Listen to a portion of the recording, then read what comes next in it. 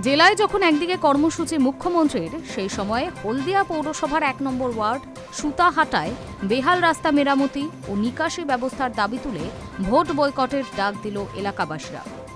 তাদের অভিযোগ, নির্বাচন এলে প্রার্থীরা প্রতিশ্রুতি দেয়, ভোট চলে গেলে তাদের দেখা পাওয়া যায় না।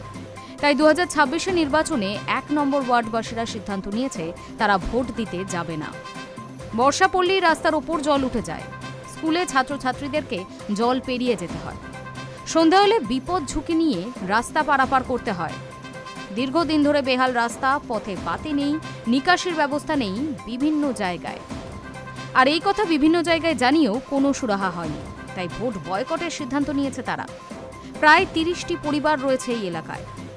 স্থানীয় বাসিন্দা চন্দন মণ্ডল এই নিয়ে বলেন, ভোটের সময় দাদাদের মনে হয় একবার ঘুরে আসি, হাত জোর করে এসে বললেন ভোট দিন, এবারে হয়ে যাবে। ওই গল্পে আর মানছি না। এই যে বাচ্চারা যারা স্কুলে যাবে তারা কিভাবে যাবে? এখানে মেয়েরা যে রাত্রেবেলা বেরোবে কিভাবে যাবে? কোনো একটা কিছু একটা ইমার্জেন্সি কিছু একটা ঘটনা ঘটে গেলে কোনো গাড়ি ঢুকতে চাইছে না।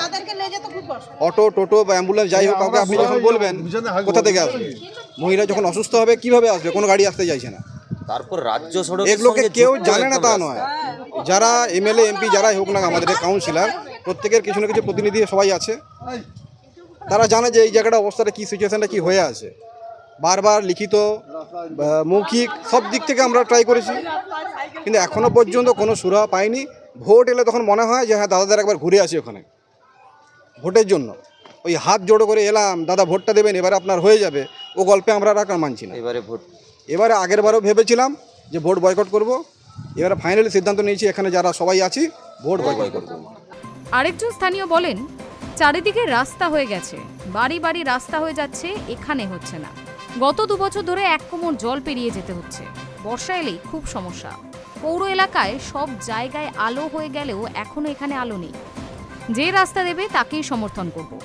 এই নিয়ে শুরু রাজনৈতিক চর্চা। আমি ক্ষমতায় আছি, রাস্তা আপনাদের হয়ে যাবে, কোনো কিছু হয় না, শুধু মিথ্যা কথা বলে ভোটগুলো নিয়ে নিলেও চলবে। হলদিয়া শহরের তৃণমূল সংখ্যালঘু সেলের সভাপতি আরিফ হোসেন বলেন, শুধু হলদিয়া পৌরসভা 1 নম্বর ওয়ার্ড সুতাহাটা নয়, আরও অনেক জায়গায় সমস্যা হয়েছে। হলদিয়ায় উন্নয়ন স্তব্ধ। হলদিয়া তথা তমলুক লোকসভায় আমরা এখানে শাসক দলের আমাদের কোনো বিধায়ক নেই। তাই এখানে আপনারা দেখতে পাচ্ছেন কেন্দ্রে যে সরকার আছে তার সরকারের একটা অঙ্গ হিসেবে সাংসদ রয়েছে। সেখানে সাংসদ কি লোকসভা কি সরকার থেকে, কেন্দ্রীয় সরকার থেকে নিয়ে আসছে কোনো উন্নয়নের কাজ, সেখানে থেকে করেননি। আর অপরদিকে আমরা 2016 থেকে 21 সর্বত্র দেখলাম ডেভেলপমেন্টে হলদিয়া অনেক পিছিয়ে আছে। সেটা এক কারণ হচ্ছে আমাদের এখানকার নিজস্ব বিধায়িকা নেই, এমনকি আমাদের সাংসদও নেই। তার জন্য আজকে আমাদের এই অবস্থা। বিজেপি কথায় অনেক বড় বড় কথা বলে, কিন্তু কাজে কর্ম কোথাও নেই। ডবল ইঞ্জিন বলে অন্যান্য জায়গায় সরকার রয়েছেন, অর্থাৎ সেখানে রাস্তাঘাটের দেখুন অবস্থা বা সেখানকার এলাকার পরিস্থিতি দেখুন, সেখানে কোনো উন্নয়ন আপনারা দেখতে পাবেন না।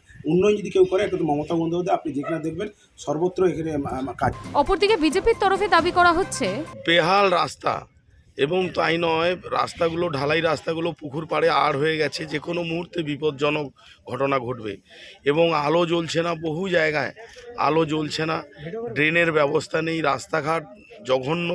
আজকে দেখুন হলদিয়া পৌরসভার যে আওয়াজ উঠেছে ভোট বয়কটের, এটা ঠিকই, কারণ হলদিয়া পৌরবাসী পৌর পরিষেবা পাচ্ছে না, অথচ পৌরসভাতে তারা ট্যাক্স দিচ্ছে। এমএলএ এমপি ছেড়ে দিন, পৌরসভার কাজ করবে তো পৌরসভা। তো এই পৌরসভার কাজ করতে গেলে পৌর প্রতিনিধি দরকার। তাহলে নির্বাচন না হলে সেই পৌর প্রতিনিধি যারা কাজের তদারকি করবে, কারা করবে? মৌলিক পরিকাঠামোর অভাব যখন দীর্ঘদিন ধরে উপেক্ষিত থাকে, তখন সাধারণ মানুষের অসন্তোষ চরমে পৌঁছে গণতান্ত্রিক প্রতিক্রিয়ার প্রতি আস্থা নড়ে যায়। হলদিয়ার 1 নম্বর ওয়ার্ডের বাসিন্দাদের ভোট বয়কটের সিদ্ধান্ত সেই ক্ষোভেরই বহিঃপ্রকাশ, যা শুধুমাত্র রাস্তা বা নিকাশির সমস্যার মধ্যেই সীমাবদ্ধ নয়, বরং প্রতিশ্রুতি ভঙ্গ ও প্রশাসনিক উদাসীনতার বিরুদ্ধে প্রতিবাদ।